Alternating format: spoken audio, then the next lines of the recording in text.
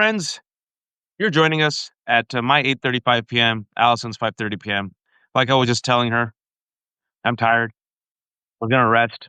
Just warmed up my chai.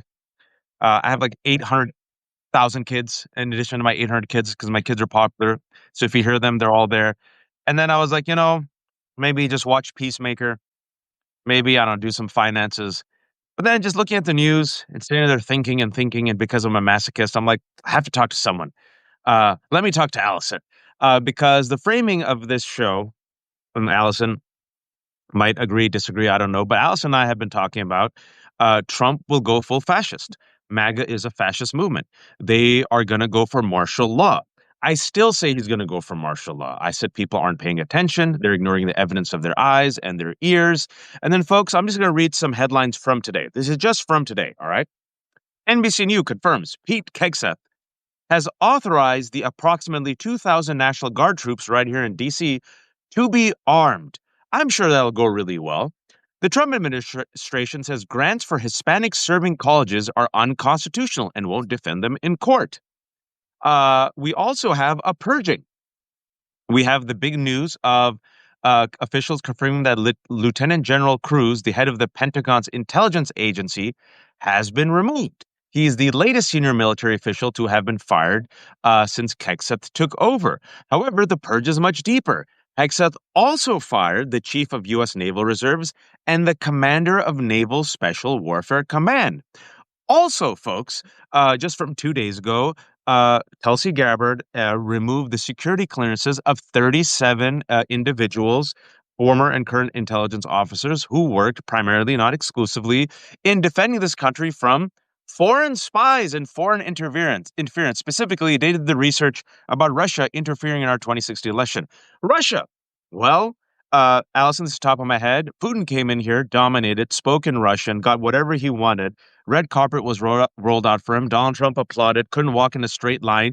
Zelensky came, and Donald Trump asked concessions from Zelensky in Ukraine. Ukraine's being occupied, and then showed Zelensky and the Ukrainian leaders his side merch office, which has 2028 hats. And then today, because he's so pro-capitalist and pro-free market, he announced that the United States government has taken a 10% interest in Intel. Other than that, things are going great. And we are being told, hey, just be civil, just be calm, don't overreact. And thank God Gavin Newsom and California Democrats are ready to fight. But the rest of them are still doing double Dutch. They're still doing double Dutch, Allison, waiting to come in. I think the country's cooked. I don't mean permanently, but I think we're cooked. I think 2026, 2028, no matter what happens, what I mean by cooked, folks, is the damage that has been done in 7 months is generational damage that will take a long time to cure. Inshallah, we can do it. But I think we're in some bad territory and people still haven't figured it out yet. That is my opening salvo. I yield the floor to you. Yeah, let's talk about what you were mentioning about Hegseth arming the troops. Obviously, that's to incite people to violence. Now, something else that happened this week that I just covered in our weekly wrap-up for Daily Beans patrons, Jeanine Pirro, Judge Box of Wine, says she's not going to prosecute people who carry long guns in the Capitol, in D.C. When I say the Capitol, I mean D.C., not the Capitol building. Long guns, AR-15s, like the one the Pizzagate guy used.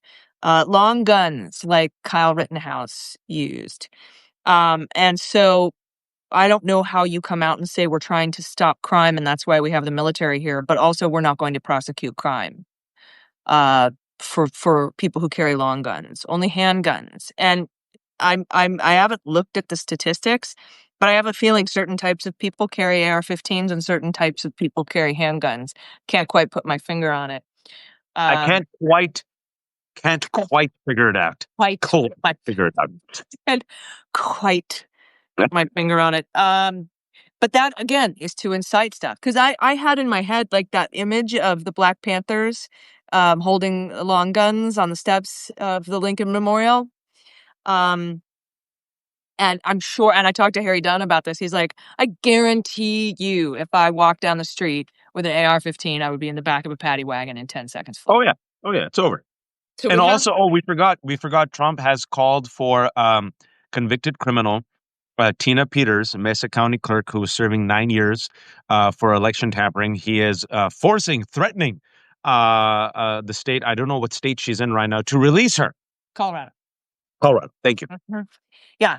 So there's that. And then I wanted to touch on what you said about the purge with CIA officials. We also had learned a couple weeks back, and we've seen this ongoing with the purge at the FBI, top FBI officials like Jensen and Brian Driscoll, the Driz, St. Driz. We talked about that, right? CBS got a little more detail on that, and we cover that on this Sunday's episode of the Unjustified podcast with me and Andy McCabe, and talked about the fact that the reason that, because we knew they were fired and we knew they were probably fired for bullshit reasons, but the Yep. reason that Driscoll was fired was that he was told by Kash Patel, who was told by this guy named Serafina, who's one of the suspendables, meaning Biden suspended him and yanked his security clearance, the Biden administration did, for some wrongdoing at the FBI. He, like Laura Loomer, went and told Kash Patel, this guy who's your pilot, this Christopher Meyer guy, he's a bad guy, because I don't know what BS he told him, but Christopher Meyer helped to work on the Mar-a-Lago search warrant. And so Kash Patel went to Driscoll and said, fire Chris Meyer, and Driscoll wouldn't do it. And 2 days later, Driscoll was dismissed. Jensen, I think it was Giardino who Kash Patel told Jensen to fire, because they both work at the WFO, Washington Field Office. That hasn't been confirmed, but I think it's Giardino because he worked on the Peter Navarro prosecution. And right after that, because Jensen said, I'm not going to do it, I'm not going to fire him, he's a good guy, then Jensen was fired. So this purge is happening because of like Laura Loomer-esque type former MAGA FBI agents. And then something that broke Andy McCabe's heart today when we were talking about it on recording Unjustified, the FBI has lowered its standards to recruit FBI agents. So as we know, there's a huge push to hire new ICE officers for the Gestapo. FBI has gone from, they've lowered their 18-week Quantico training down to 8 weeks, less than half the time. I'm assuming they're getting rid of all reading and legal training and Reading, writing, arithmetic is for queers. things like that. And they also removed the bachelor's degree requirement. Of course. So they've lowered the standards for FBI agents. So they purge all the brilliant, amazing people, and they lower their standards to hire more. And so that's kind of what's going on with all of that. And then when we thought we'd had some good news with the release of Kilmar Abrego from federal prison in Tennessee on his trumped up charges, we have learned that ICE has informed his attorneys that they plan on deporting him to Uganda on Monday. Wow, that just broke? Mm-hmm. Yeah. So wow. And why? Uganda, he had a deportation order before, and so before he was yanked up without due process and sent to Seacoast. And so they're going to continue that deportation order. And since they can't send him to El Salvador because there's an order against that, they've decided to send him to Uganda, which our own State Department says is a level 3 warning travel advisory. There's only 4 levels. 4 is do not travel. 3 is seriously consider traveling too. Because they're so cruel, so vindictive, so evil that even after admitting that they sent him an error, they cannot concede that they sent him an error. And because Stephen Miller is such a dyed-in-the-wool white nationalist, and because admitting that they were wrong is a sign of weakness, they're after already torturing and terrorizing poor Kilmar Abrego Garcia, who is here legally, who has a wife, who has kids, who has not gone to jail since he was been given this, the status by the judge in the past, I think, 5 years. They're saying, nope, okay, you thought you won? No, we're going to now deport you to Uganda, mother effer. Just to show you where this administration is. And in addition to Kilmar Abrego Garcia, I just want to remind people that they had kidnapped illegally 200 brown men, and sent them to CCOT. And most of those men have not come back yet. So we also need to get justice for those men who were sent without due process. Trump traded them for 10 Americans in Venezuela, one of whom is a triple murderer and who's yes. Thank you. Mm-hmm. Thank you for the in Orlando. So there's that. Uh, it's Pro-criminal. I mean, look, Mr. Abrego has an amazing lawyer, and his criminal defense is Sean Hecker, who I assume is going to talk to the people in the civil case, who's another great legal team, and they may file to try to stop that deportation to Uganda from happening because it seems punitive. And there have been judges who have said, especially in the third country cases that we've had, that SCOTUS seems to be fine with, but other judges have said the country can't be in the business of punishing people by sending them to horrible third party countries, where they don't speak the language and where it's very dangerous for them to go. So that might delay it a little bit, but I think eventually when the Supreme Court gets their hands on it, if and when they do, they'll allow for this deportation, if not sooner, because immigration judges work for the Trump administration. and also the Supreme Court has rubber stamped pretty much anything Donald Trump. Well, not pretty much. He's betting 100 when it comes to the emergency court, the emergency docket. Excuse me. I think they're what, 14 for 14, or is it now 15 for 15? Somewhere around there. But Those are he's batting still 100, being folks. they're still being litigated. But in the meantime, they've lifted the temporary restraining orders and preliminary injunctions blocking a lot of the Trump actions. They did it with the FTC case. They've done it with this. I think Department of Education is gone. Yeah, just cutting it. USAID. USAID is gutted. There was a plan yesterday. There's so much news. $800 million cuts proposed to the National Institute of Health after the $1 trillion proposed cuts to Medicaid, thanks to the big, beautiful bill. Measles is already skyrocketing. Vaccine hesitancy has gone up. COVID has made a comeback. So what do you think is going to happen, folks, to our health care? Anyway, continue, Allison. Oh, they fired the FBI guy who put the COVID regulations into effect as well because they didn't like that. I'd be interested to hear what you have to say about the Associated Press reporting that the Trump administration is now going to review all 55 million U.S. visa holders Yes. for That was last violations. night's piece. Yeah. And the language is malleable, where they say, we're going to look for foreign and domestic enemies. We're going to look for people who have terrorist ideas and ideologies and are in terrorist groups. Now, that so far has included people who protest what's going on in Palestine. And could widen, for example, if they allow long guns on the streets of DC and then declare Antifa a terrorist organization. And then part of this review of 55 million visas is to be able to go through and to go through people's social media accounts. So Yep. if they see that you've said free Palestine, or if they've said that you said that Trump is horrible, they could dub you a member of a terrorist organization and yank your visa. I think Mark Collins, some idiot, some fucking Republican idiot, excuse me, had said, I can't believe there's 55 million people in the United States on visas. There's 55 million US visa holders in the world. Many of them are temporary visa holders. 13 million of them are green card, permanent resident visa holders. And there's 185 different kinds of visas. And I think in 2019, which is the last time we have a number recorded for how many temporary visas there are, it's like 3.5 million. So they're going to be going through all those social media accounts, trying to find a reason to call you a terrorist so that they can revoke your visa. So that's And happening. also, speaking about social media, the Mississippi law that just passed, we just found out on Blue Sky that Blue Sky announced today that it will be blocking all IP addresses within Mississippi for the foreseeable future in response to a recent U.S. Supreme Court decision that allows the state to enforce strict age verification for social media platforms. So if you're in Mississippi, you just lost access to Blue Sky, the balkanization of social media, to further insulate the Confederacy. Oh, sorry, excuse me. I meant the red states from, truth and facts and the majority. Folks, speaking about the Confederacy, I know you all thought it was cray. I know you all thought Allison might be cray. I know you all thought that me and Danielle were cray when we said the twin sins of this country are white supremacy and greed. The avatar of these twin sins is the corpulent, cankled body of Donald Trump. The cruelty, the arrogance, the rage is manifested in the MAGA movement. It has never been about economic anxiety. It's always been about cultural anxiety.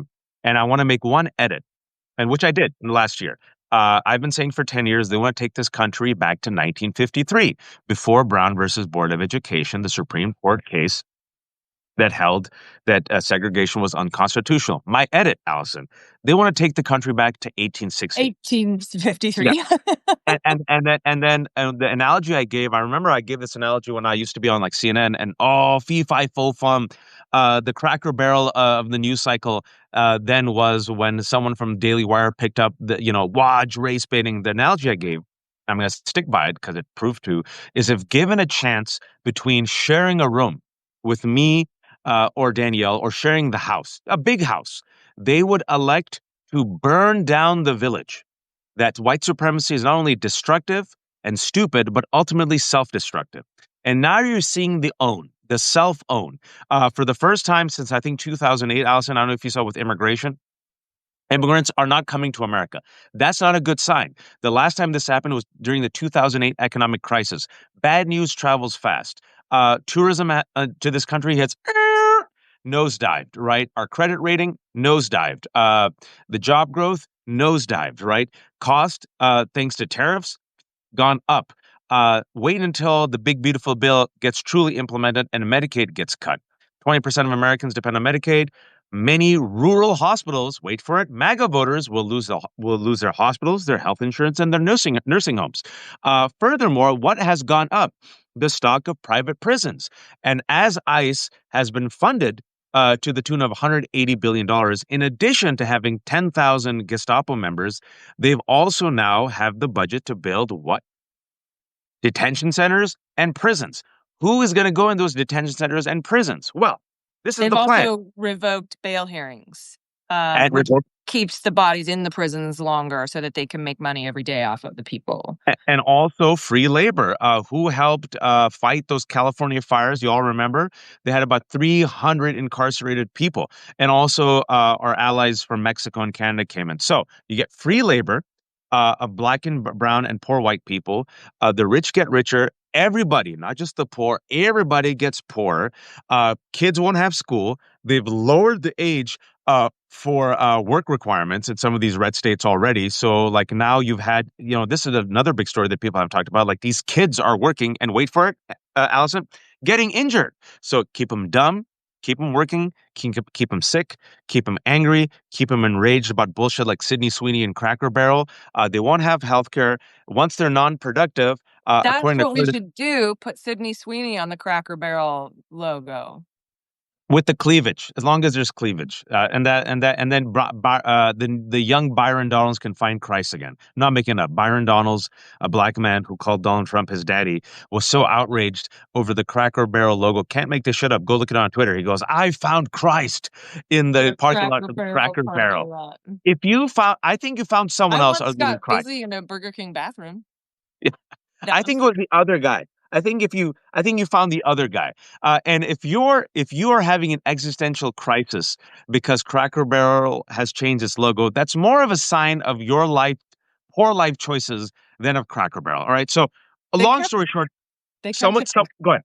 They kept the cracker part. I don't understand. Even the crackers there, the white guy is gone. But the point is, folks, someone said while Allison was talking, "Wow, you don't seem too optimistic." I'm Oh, not. let me do this, okay? Because I read somewhere in some book, some genius said something about hope begets hope. I can't remember where I read that. I think it was in that book right there. You talk about taking us back to 1860, and I got to bring up Jelani Cobb again, who talked about the Fugitive Slave Act and said that the thing that turned things around was that they were coming into people's communities and snatching up their neighbors. And he said the fundamental civic unit in this country is the neighbor, and we're seeing that. He's underwater in a lot of these polls. And I do have to say, this week we covered on my 3 podcasts 55 headlines. 28 were bad news. 27 were good news. It's 51-49 this week. Waj. And some of the good news stories, California passed those maps. We're going to have Prop 50 on the ballot. this week. James Dobson died. There's that. Oh, We yeah, yeah, good. Dobson's one of the villains of the 20th century. Good call. cause to celebrate. Alina Habba is not lawfully appointed U.S. attorney in New Jersey. It doesn't overturn any of the cases, but she can't work, so she's got to file for unemployment. Sandwich Guy was released on his own recognizance. I love that. Um, a federal judge blocked Trump's FTC retaliation against Media Matters. So we're kind of upholding a little First Amendment stuff there in the courts. Newsmax had to give Smartmatic what $67 million. It was Dominion. A Republican governor of Vermont refused to send National Guard troops to D.C., saying, "Call me when there's an actual emergency." nice. Sherrod Brown's thrown his hat back in the ring in Ohio, and I think he's got a really good shot given everything that's going on. U.S. aid workers got a certified class in a class action lawsuit. I think that's pretty great. LaMonica McIver filed a series of motions to dismiss the stupid charges against her. A federal judge tossed Trump's lawsuit against Illinois for going against workers there. Judge Boxabwine text Yes. messages came out. Target CEO stepped down. Go woke, go broke is a lie. A fifth federal judge has denied a pardoned January 6th insurrectionist reimbursement of the restitution that they paid. There's 5 judges now, if memory serves: Lamberth twice, Chutkin, Moss, and Boasberg have all said, no, I'm sorry, the Supreme Court says you paid your fine and you were supposed to. And the Treasury has it now, which means you have to go to Congress to get it back if you want, which is great. I think that's hilarious. Major win for Black voters. Fifth Circuit, super conservative Fifth Circuit said that Louisiana's maps violate Section 2 of the Voting Rights Act. They're racist, they're race-based. And so we did have quite a bit of good news this week. I'm particularly excited about what's going on in California, fighting back against the gerrymandering in Texas by Republicans. I can't believe they held Rep. Collier and followed her into the bathroom and threatened her with a felony because she was in I'm not Pennsylvania. surprised. A black woman in Texas, of course. And furthermore, speaking about the Confederacy, 6 former slave-owning states decided to send their own National Guard to these folks. I'm here, 20 minutes away from Washington, D.C. It's the lowest crime in 30 years. It's a nice weather. I went to Union Station. Everything was fine. There was no need for those 2 mini armored vehicles in the National Guard. What people ended up doing was taking photos with these mini armored vehicles. As Allison said, I think it's very important. It's very deliberate, intentional provocation. What we found out from Wall Street Journal was the reason why Stephen Miller unleashed the Gestapo ICE agents against poor brown people at Home Depots and 7-Eleven is he wanted provocation. He wants escalation, because if you get people confronting them and beating them up, and by the way, what happened? Even the LAPD, that notorious lefty hippie LAPD said, "Thank you so much, community leaders and organizers. You were very peaceful." Exactly. But Stephen Miller wants that. If you bring a hammer to every situation to bash stuff, what are you going to get? You're going to get someone who's going to get bloodied, and then you're going to have retaliation. If you have retaliation, then they're going to go on Fox Media with the excuse, CC Antifa, invaders, and MS-13, Muslims. We need more. And then you have martial law. Now, the pivot, and I'm glad Allison brought us to the pivot. I had the same good news moment with Danielle, my co-host. Earlier today in conversation, the framing was, Allison, this is a sign of Trump's weakness. And after we listed all the horrible things, people said, well, Waj, what do you mean? That sounds like fascism. What do you mean he's weak? Because only a weak man and a weak administration has to resort to such overreach, right? You talked about Jelani's example of the Fugitive Slave Act. This is overreach. And the overreach, as Allison said, is resulting in terrible poll numbers. Reuters came out with a poll yesterday, folks, that said about 58 to 59% of Americans worry about democracy, and that includes 40% of Republicans. 4 in 4 10 in 10. Republicans. Donald Trump is underwater on everything. Now, I am hopeful by my nature because I have to be hopeful. It's in my book, right there, right there. But that doesn't. I keep it straight. So, am I optimistic in the short term about America? Let me just explain this. I'll give it back to Allison, and we'll end on some good news. We'll pivot in the last 10 minutes to what we can do. When I say America's cooked, what I mean is this: I got 3 kids. I had like 1,500 kids right now because all my kids are playing. I'm not going to give up. This is why Allison and I are here on 9 p.m. on a Friday night. The good news is America has a spirit of revolution. It was born in revolution. What this country cares more about, even the color white, is the color green. This country worships money. And no matter how much Republicans bullshit, people know at the end of the day what's in their pocket. The economy is kryptonite for Donald Trump. Epstein scandal is kryptonite for Donald Trump. Yes, yes, the theater of today, all bullshit. It did not satiate the belly of MAGA. America is also a very big country. I've traveled across America. It's huge. There's 340 million people here, right? Also, this administration is very incompetent and very reckless, and because they're failing, they're overreaching, which is, as you're seeing, creating a backlash. Also, I will say this: Donald Trump does not look healthy. I don't know if you saw in the press conference today. He looks rough, and I don't think this MAGA coalition will hold if he gets sick or if he dies. And he looks like I don't think he's going to die because the worst people on earth seem to live forever, but he doesn't look well, folks. So you see cracks and you see South Park going hard in the paint, mocking him. You see Gavin Newsom mocking him. His popularity went up. And so now, even I keep it straight. I'm a bit not cynical. I think I'm realistic about where America is, folks. I hope people realize that's what I'm talking about. We're in It's some bad. arc. No, it's bad, folks. It is gonna, and we have generational damage. And I want people all to be prepared. Everyone's waiting for a snap of the fingers. It's not gonna happen. There's gonna be a death by 1,000 cuts. Everyone has a role to play to weaken the fascist machine. That's what I'm saying. And I want everyone to be prepared for some tough, rough days ahead with a lot of bad news. However, we have the numbers, we have the majority, and we have to use those numbers, Allison, to finally convince the Democrats to fight back. Now, we saw California, my home state. You're living in California now. Is that your home state, Allison? No, but I've been here for 30 years. It's homeish state. It's fighting back. Allison, has the Democratic Party gotten the memo? They're getting there. But I also want to add, if they don't fight back to the level that you want them to fight back, you still have to vote for them. I'm sorry. I agree. I'm sorry. But the good news, the DNC is staying out of the primaries because of what happened in 2016. DNC, DCCC, they're staying out of the primaries. So it's up to us to put our best candidates forward and the candidates There that you we go. want. There you go. If we don't get the candidate that we want, you still are going to have to vote for the one that wins. You're just going to have to. And I'm sorry we have a two-party system. It sucks, but we are going to change that between now and then. So anyway, I think everybody knows that. I think that's pretty obvious. Well, actually, no, not everyone knows that. I got in trouble for saying that. My other co-host, Francesca, who's far more like liberal than progressive than me, she said it. Lesser of two evils is exactly that. But I think this is the problem, right? I said whoever is upset about Kamala Harris, it ain't the same as Donald Trump. You push, push, push them. That's the job. The reason because we pushed Gavin Newsom is why he did the 180. That's The why he's reason why back now. that you got to keep pushing and like exactly that. It would it be the same? I push back relentlessly to people say, it would have been the same if Kamala Harris would have won. I'm like, no, mother effers. We would have had USAID. We would have had Department of Education. We would not have National Guard members freaking terrorizing people. We would not have Kilmar Abrego Garcia being deported.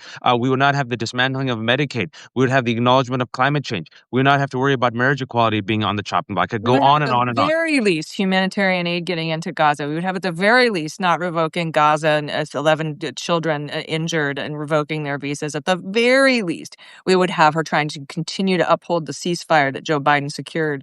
At the very least, right? Instead of bulldozing the whole thing, wanting to ethnically cleanse the entire area, get everybody out, send them to Libya so that he could build beachfront property. Those two things are not the same. But I'm with you. It's going to take there's generational damage being done. We've in November we made our job a lot harder.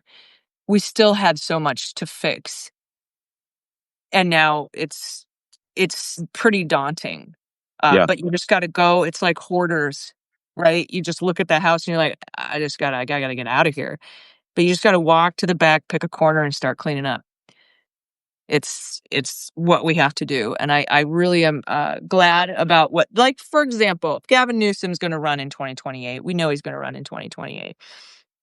He would not be my choice. I would not vote for him in the primaries. But if he somehow won the nomination, you bet your ass I would vote for him in the general election. I wouldn't like it. He's not my favorite. I don't like that he platformed Nazis. I don't appreciate that he threw trans people under the bus.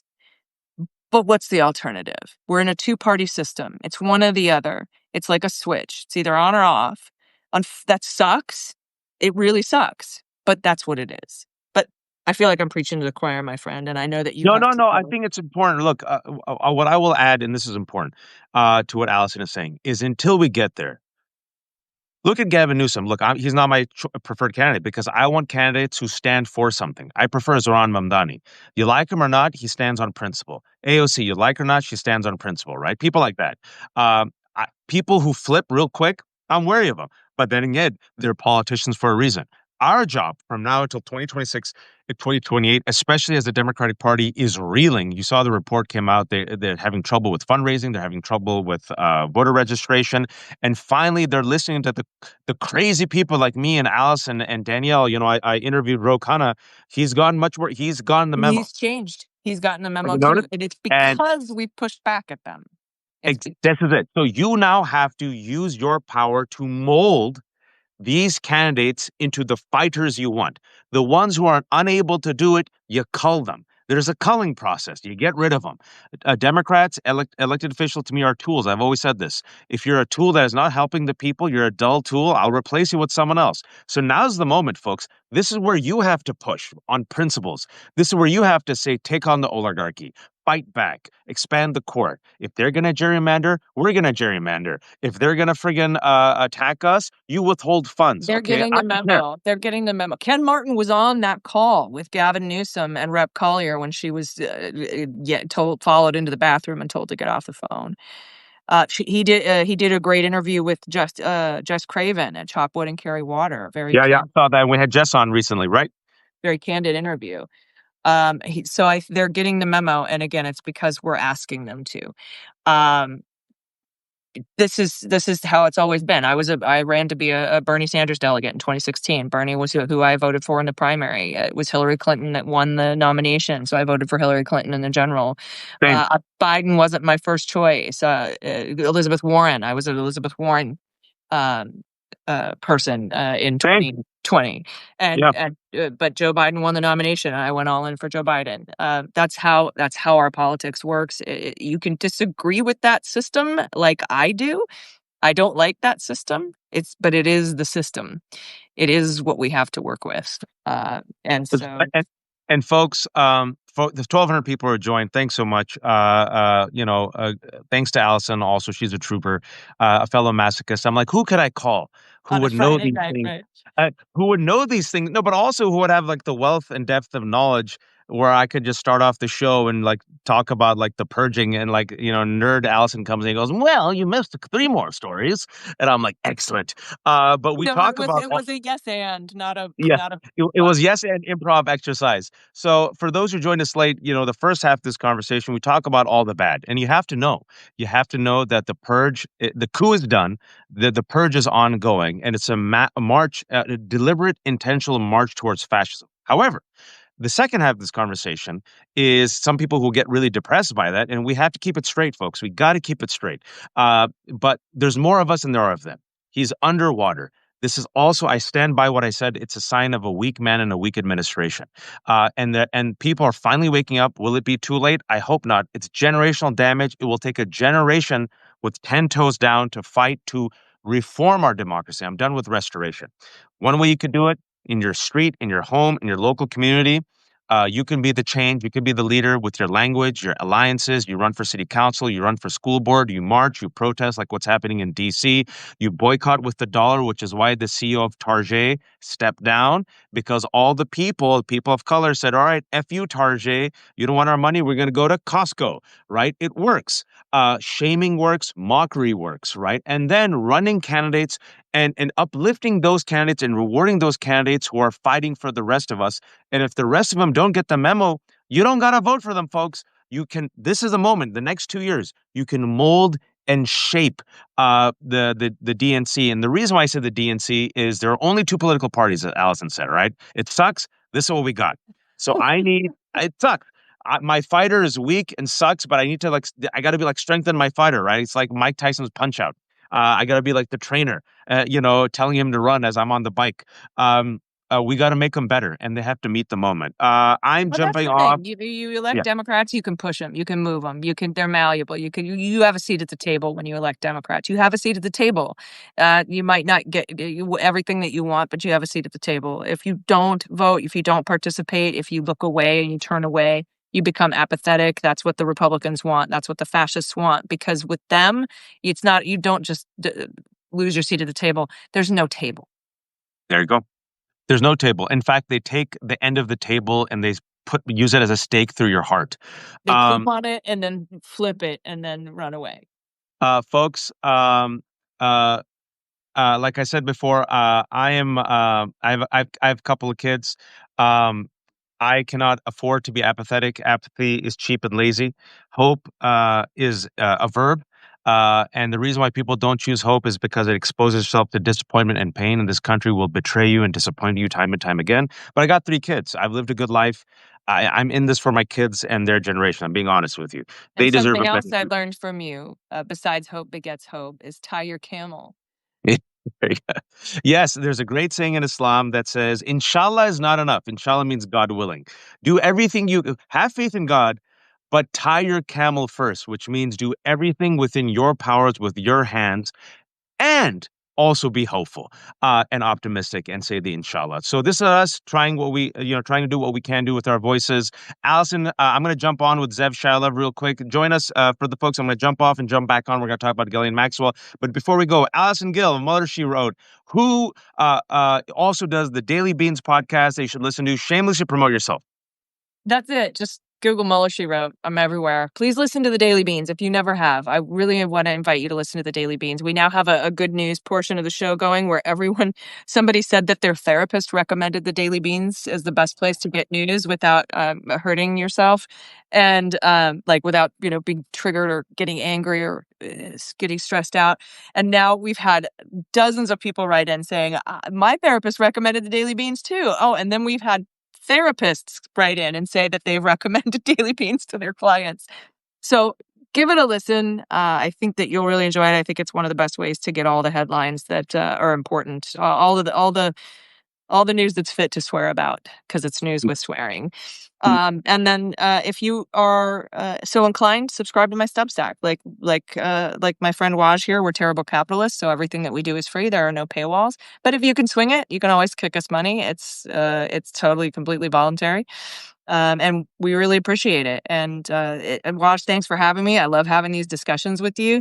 I'm looking forward to next week. We're going to get on a big show with to recreate a photo we took at the White House Christmas party, Biden's last White House Christmas party, with me, Politics Girl, JoJo from Jers, Heather Cox Richardson, and Dana Goldberg. Oh, that's And great. Great. That's great.